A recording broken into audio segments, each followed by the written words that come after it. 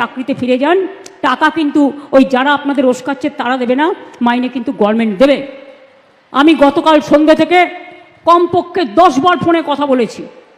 আমি কলকাতায় থাকলে হয়তো 1 সেকেন্ডে মিটিয়ে দিতে পারতাম, কিন্তু যেহেতু আমি মিদনাপুরে আছি, আমি রাত 12টা পর্যন্ত কথা বলেও দেখছি কেউ কেউ রিজিড আছে যে টেন্টেড আনটেন্টেড লিস্ট বের করতে হবে। আরে আপনার কি যায় আসে? কেন অন্যদের কথায় পা দিচ্ছেন? টেন্টেড কি আনটেন্টেড কি আপনার দেখার তো প্রয়োজন নেই।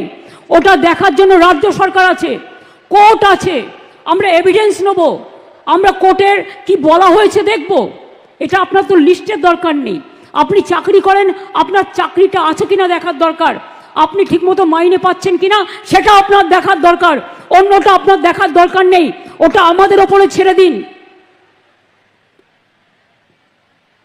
মনে রাখবেন, ইউপিতে 69,000 লোকের চাকরি গেছিল।